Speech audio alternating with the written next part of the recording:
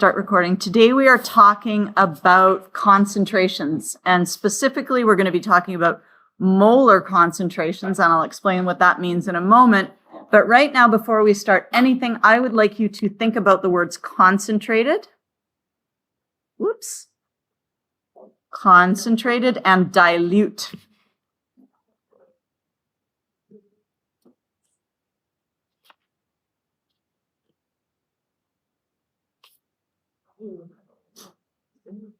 Okay, and I'm also going to remind you that we learned the other day that the solute, is the solute the things that dissolves, or is it the thing that it gets dissolved in?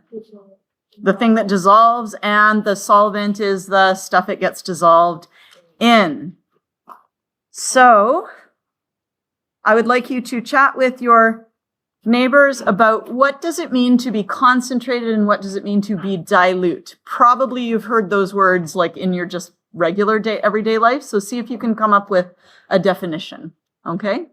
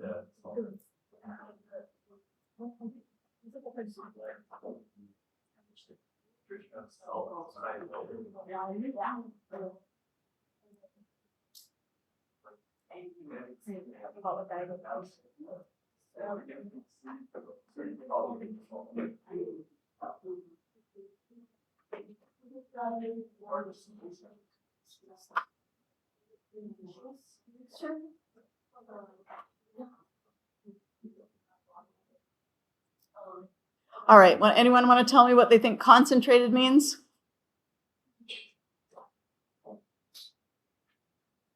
Okay, we don't have time to play this game. So concentrated means there's lots of solute in a given quantity of solution.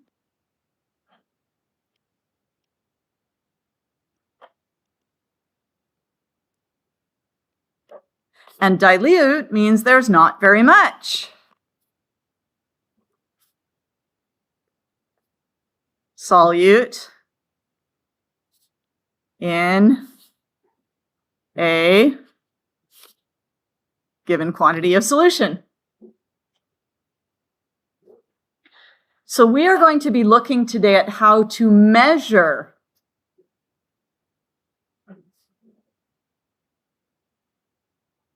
the concentration. Okay? And we are looking at how much solute there is in the quantity of solution. Yes? What could we measure? What could we use to measure amount of solute? Like, let's say I gave you some sodium chloride, some salt as your solute. What could you measure that in? Like what unit? You could measure grams, okay? So you could say my quantity of solute is measured in grams. Now your solution would look probably something like this. I don't have salt in here because that would be crazy for me to drink salt water, but let's pretend there's salt in here. What would you use to measure this? What unit? Liters. Liters, okay? So we could have grams per liter, all right? So that's one of the ways that we could measure concentration. Yeah? Because we have the quantity of the solute over the volume of the solution. So it could be grams per liter. So that's fine. We could also do milligrams per liter or milligrams per milliliter. But there is another unit we can use instead of grams for quantity.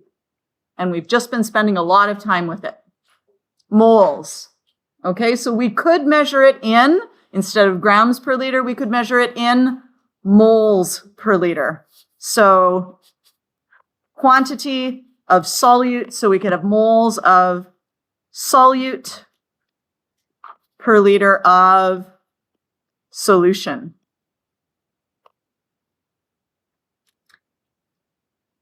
And I want you to take note here that it is quantity of solute per liter of solution. And remember, a solution is both the solute plus the solvent. It is the combination of those two. That's supposed to be a plus sign.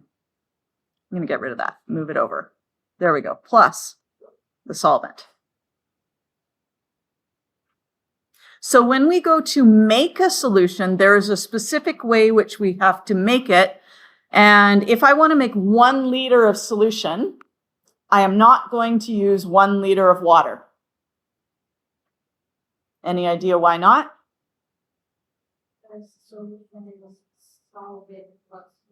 It's the solvent plus the solute. So if I have solute, it takes up some volume. If I have 1 liter of water, I'm going to end up with more than 1 liter of solution. Yes?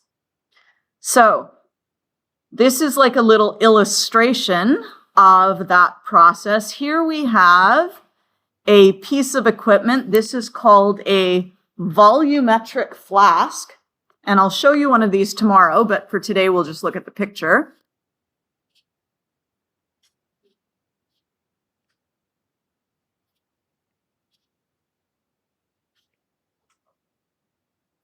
And it's called a volumetric flask because it measures only one volume.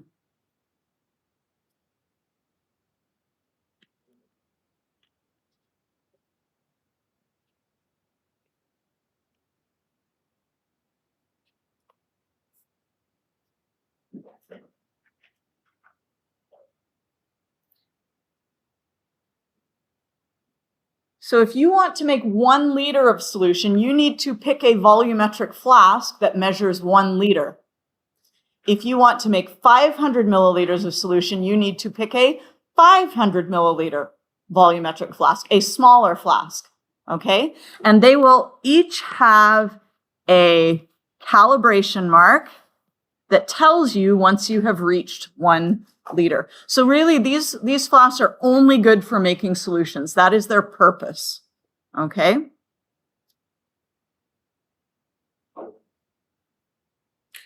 So what we do is we pour our solute in, and you notice it's taking up some space, yes? So we don't want to add 1 liter of water. What we want to do is we want to then add water until we reach the 1 liter line. Does that make sense? Because then we have 1 liter solution. So we add water to fill the flask to the 1 liter mark. And that will give you 1 liter of solution, which is the solute plus the solvent.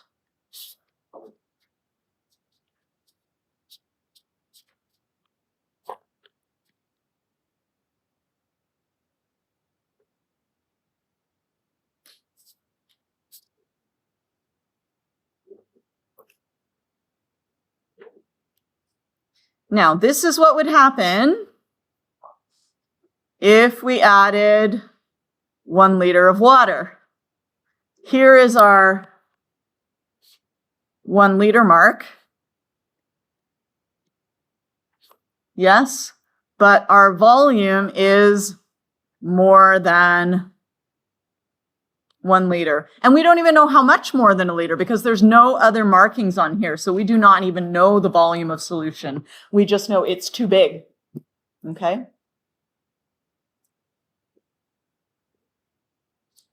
And tomorrow I will show you how to do that. And if we have time, I'll get you to make your own solution as well. If not, we will also do that next week in addition to the lab. And don't forget, if you haven't picked them up yet underneath the periodic table, there's 1, 2, 3 lab sheets. Pick them up before you leave.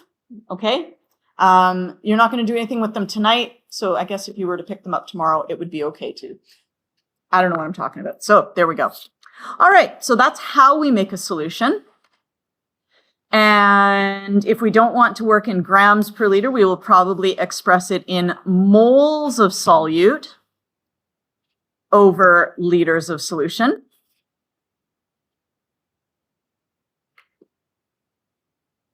And this is the most common unit of concentration.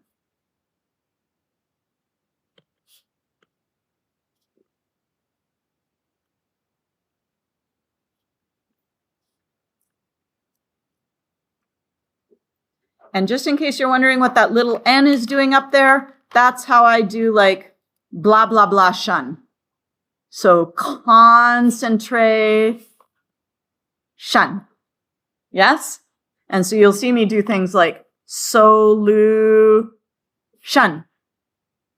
Okay? So it's a quick way of abbreviating things. If it confuses you, though, at any point, if you're like, what is she saying? Just ask, okay? But I have a tendency to do it without thinking.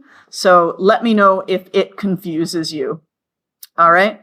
So we can write this unit one of several ways. We can write out the whole word. We can write out moles, or we can write out the abbreviation for moles. We can write out liters, or we can write out L, or we can shorten it even further and write capital M, and capital M means moles over liters. It is a shortened version, okay? I don't know if any of you are taking physics, but for example, if you have a Newton is a kilogram meter per second squared.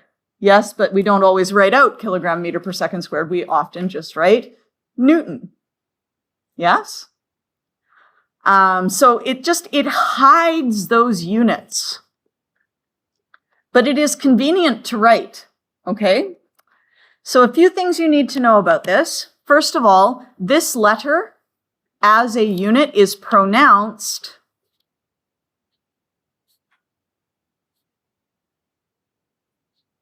molar.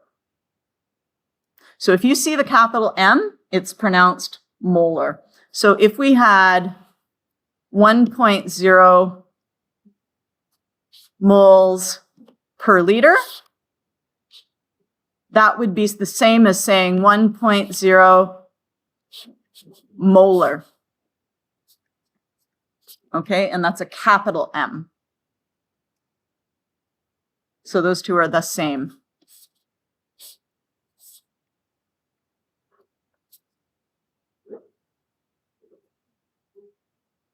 Now, there's a lot of vocabulary here, and a lot of it sounds similar. So the unit is molar, okay, or moles per liter. But we refer to the concentration as either the molarity. So I would say to you, find the molarity. Or I would say, find the molar concentration. And you would say, oh, I found the molar concentration. It is 1.0 molar. Or I found the molarity. The molarity is 1.0 moles per liter, or 1.0 molar. Okay? Now, there's a couple of ways of showing your work when you find the molar concentration, when you find the molarity. Okay, the molarity and molar concentration mean the same thing. They both mean moles of solute over liters of solution. And one way to do it is to draw an italicized lowercase c. This is not my favorite way, but you might see it sometimes. So I'm introducing it to you right now. And if you want to say the concentration, the molar concentration of sodium chloride, you would write the NaCl as a subscript. Yes, and we've got it right here. This would mean molar concentration of NaCl.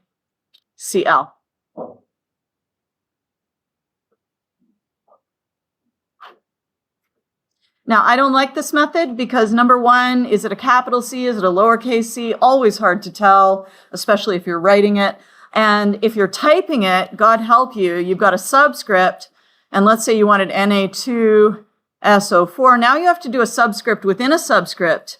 And that's a pain in the butt. Now you got to like go in and use your fonts and make it smaller and make it lowered and just headaches. Okay. So the more preferred way that you'll see most people writing it, including me, is instead of writing C for concentration, we will put square brackets around the substance. So this means concentration of NaCl in moles per liter.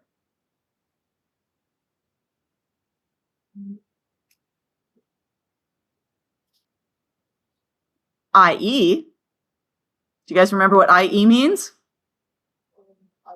In other words, the molarity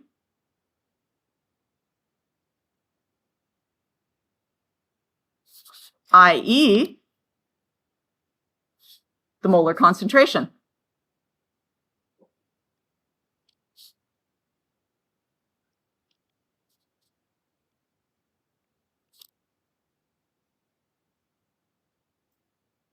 Is good?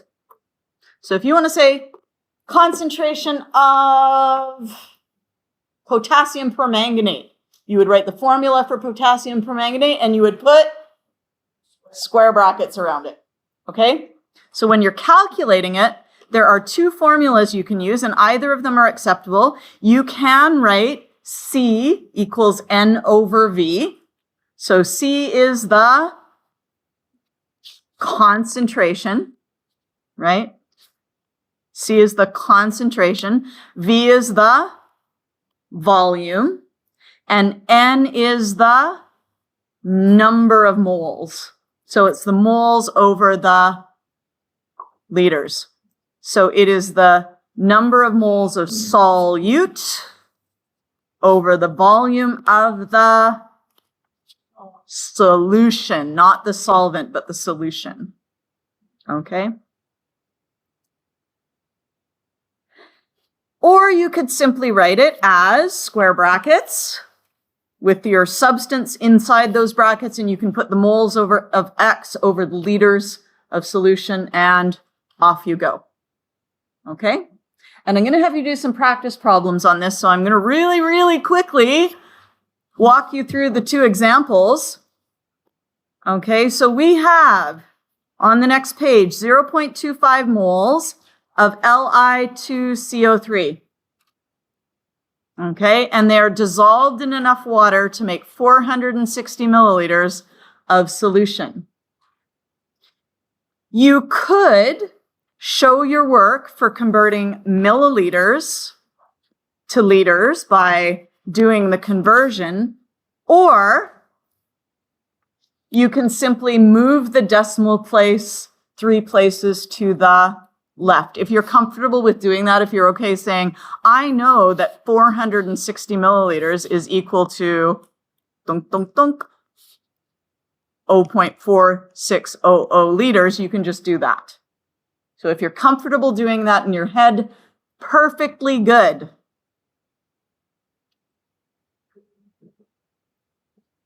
All right, and then you would plug that into your formula, concentration of Li2CO3, moles over liters, plug in the moles, plug in the liters, and your unit for your final thing can either be molar or moles per liter.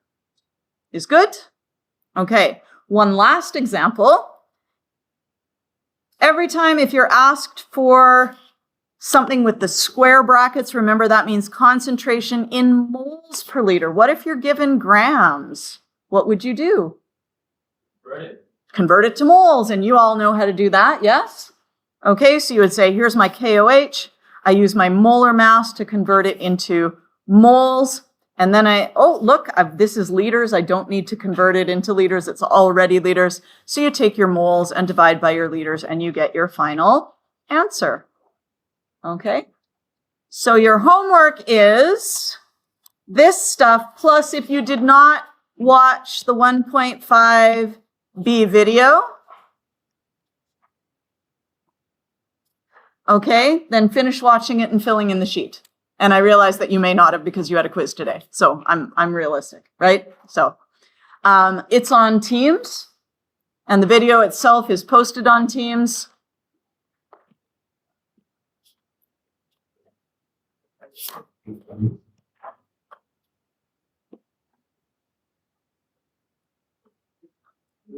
Yay!